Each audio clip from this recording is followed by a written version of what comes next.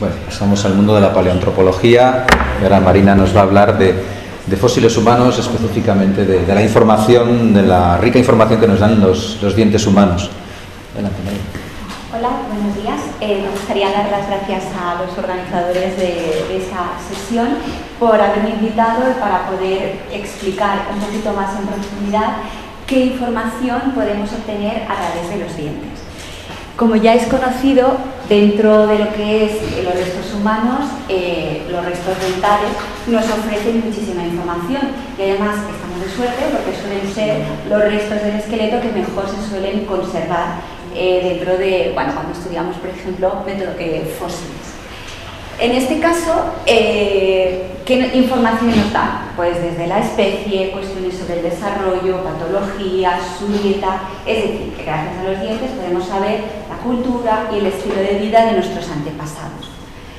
Los métodos de estudio tradicionales siguen siendo completamente válidos y nos aportan mucha información.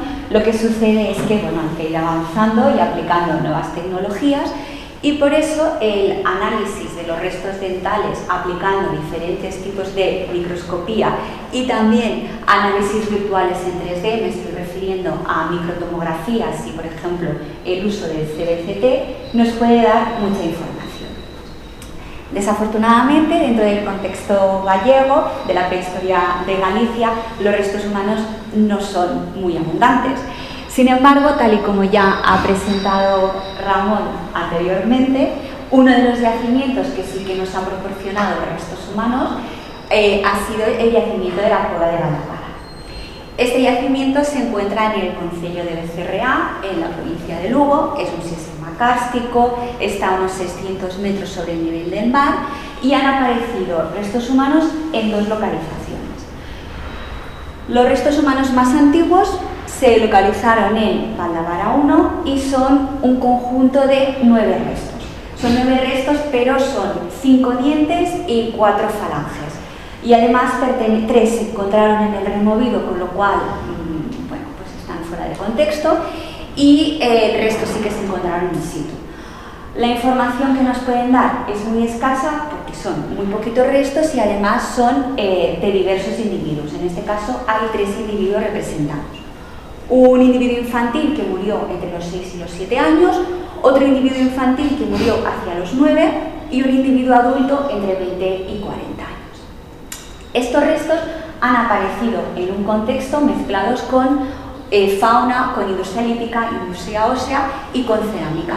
Y las dataciones de carbono 14 ofrecen una datación de prehistoria reciente. Con estos restos poco más hemos podido hacer.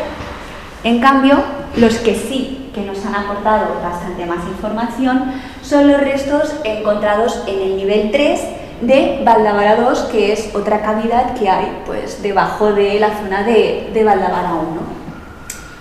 Han aparecido mezclados con fauna, sin embargo no había ningún tipo de cultura material asociada a estos restos humanos. Se han podido datar directamente algunos de estos restos y nos ofrecen una cronología que encaja con Bronce Medio. Vamos a ver qué nos dicen estos restos. En total han aparecido 55 restos humanos, algo de postcraneal, craneal y restos dentales. Este cráneo pertenece a un bebé que murió entre los 6 y los 9 meses de edad. Y después hemos encontrado otros restos que pertenecen a otros 2 individuos. A un niño que murió entre los 5 y 6 años y a otro niño que murió entre los 4 y los 5 años. Uno de los individuos infantiles, el que murió entre los 4 y los 5 años, está representado por un fragmento de maxilar y el que murió entre los 5 y los 6 años por la mandíbula. Como teníamos algunas dudas respecto si realmente teníamos 2 individuos o teníamos un solo individuo, porque si os fijáis se solapan las edades, lo que decidimos hacer fue estudiar en profundidad el desarrollo dental de estos niños. Para eso lo que hicimos fue utilizar un CBCT, que supongo que la gran mayoría conoceremos este equipo porque cuando vamos al dentista nos hacen la radiografía con este aparato. Tenemos un convenio con una facultad de odontología de la UIC que está en Barcelona, de la Universidad Internacional de Cataluña, y allí pues fuimos a hacer estos CBCTs de los restos de Valdavara. Y posteriormente pensamos que, bueno, que ya que teníamos dientes, teníamos que utilizarlos para ver si podíamos obtener información sobre el microdesgaste dental. ¿Para qué? Bueno, pues porque lo que nos interesaba saber era si podíamos determinar qué dieta, cómo había sido la alimentación de estos individuos. En este caso, de los diversos equipos de microscopía que podemos utilizar para poder determinar la dieta, elegimos el estudio con un microscopio electrónico de barrido. ¿Qué resultados obtuvimos?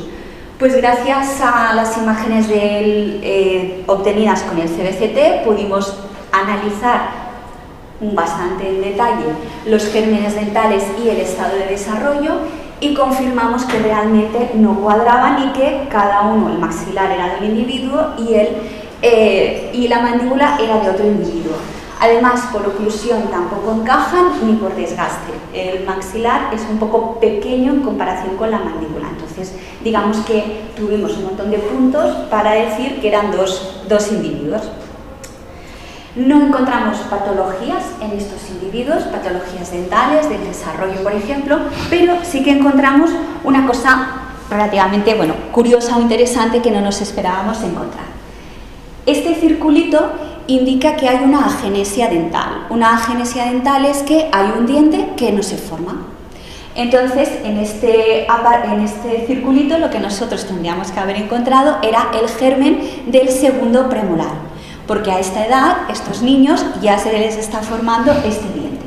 Y tendríamos que ver una cosita así blanca, un triángulo blanco, como vemos aquí, que es el primer premolar, a esta altura, pero no está.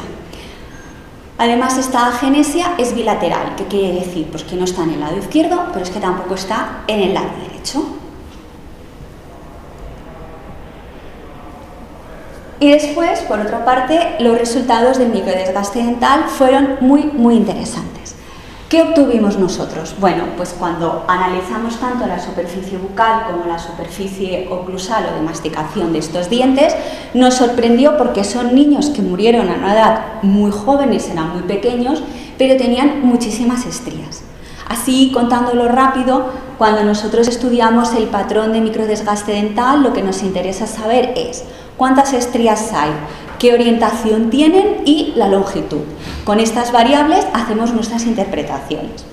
Pues ya, nada más cuando lo contamos, salía un promedio de 136 estrías. Esto es muchísimo, sobre todo porque son niños. Entonces, lo comparamos con otras poblaciones infantiles de una cronología, algunas de cronología similar y otra, en el caso de la Olmeda, es medieval, pero bueno, nos interesaba para ver si el patrón se parecía o no.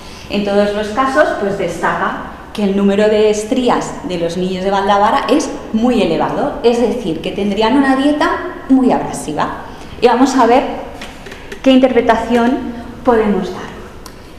Si nos centramos en las cuestiones de desarrollo y de salud, estos niños, así por los dientes, podríamos decir que no presentaban ninguna patología. No tenían caries, no tenían cálculo dental y tampoco tenían ninguna patología relacionada con el estrés. Esto no quiere decir que estos niños estuvieran sanos, porque evidentemente si se murieron a estas edades es porque no lo estaban. Simplemente lo que quiere decir es que estas enfermedades no las tuvieron el tiempo suficiente para que les dejaran esa huella en los dientes. Nos destaca una agenesia. Una agenesia no es algo súper extraño, sino que en la población actual, entre el 2 y el 11% de la población nos falta algún diente. Normalmente el diente que más falta suele ser la mola del juicio, el tercer molar, por unas cuestiones evolutivas, pero es el diente que no suele estar. Otro de los dientes que más frecuentemente no suele formarse es precisamente el segundo premolar inferior, con un porcentaje de un 3%. ¿Qué nos puede causar que no tengamos un diente? Un componente hereditario. Si a algún antepasado nuestro, a algún familiar, le falta un diente, es muy probable que a alguno de sus descendientes le falte el mismo diente. Pero también se puede dar por un golpe, por un traumatismo. Si un niño pequeño que se caiga pues de boca justo en el momento en el que se le está empezando a formar el germen dental, es muy posible que esa zona quede dañada y el diente ya no se forme. En el caso de los niños de Valdavara no vimos ninguna cicatriz ni nada en la mandíbula que nos indicara que ese niño había tenido un traumatismo. Y luego, la agenesia dental también suele estar asociada a síndromes. Por ejemplo, las personas que tienen síndrome de Down suelen tener frecuentemente agenesias dentales. En este caso, bueno, no pudimos identificar que ese niño pues, tuviera ningún tipo de síndrome. Por lo que se relaciona con lo que hace referencia a la dieta, una dieta muy abrasiva. ¿Qué quiere decir una dieta muy abrasiva? Pueden ser por dos cosas, o por la combinación de estas dos cosas. Porque la dieta tuviera alimentos muy duros y muy abrasivos, o porque esos alimentos hubieran sido muy procesados. Me explico. Muy procesados tenemos que pensar alimentos vegetales, por ejemplo cereales, que hubieran sido molidos. Aquí tenemos un problema, porque en Valdavara no nos ha aparecido ningún tipo de molino ni nada que nos pueda indicar cómo procesaban esa comida. Pero es algo que está sobre la mesa, es decir, puede ser que tuvieran una dieta de alimentos duros, pero que también la manera en que procesaban esos alimentos implicara que tuvieran muchísimas estrías. Lo que sí que es interesante es que cuando nosotros comparamos la dieta o el patrón de microdesgaste, el número de estrías que tenían estos individuos de Valdavara, lo comparamos con los adultos de otros yacimientos de una cronología similar, encajan perfectamente. Es decir, que tenían ya una dieta de adulto. A partir de los 3 o 4 años, estos niños ya tenían pues, una alimentación más relacionada con los adultos del grupo. ¿Y todo esto por qué es interesante?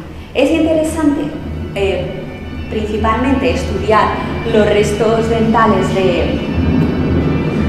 Así como colofón final no está mal, ¿no? Bueno, es interesante estudiar los restos dentales de la cueva de Valdavara porque no hay muchos restos, porque nos están indicando que es un enterramiento secundario en una cueva, pero también por una cuestión de que los restos infantiles suelen estar muy poco representados y tradicionalmente se los ha excluido bastante del estudio, junto con los restos, por ejemplo, de mujeres y niños, los grandes solitarios.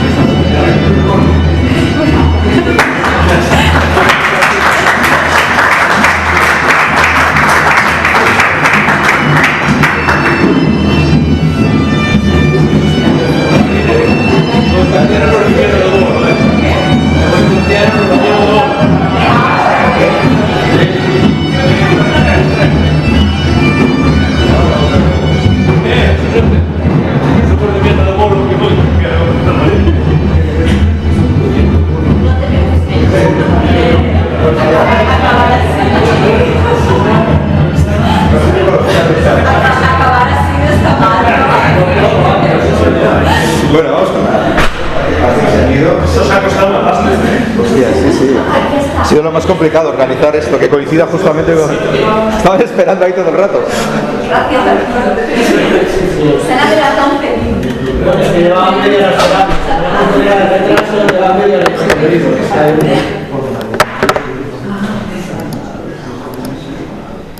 Bueno, vamos a seguir con Pilar, que nos va a hablar del bronce en Galicia.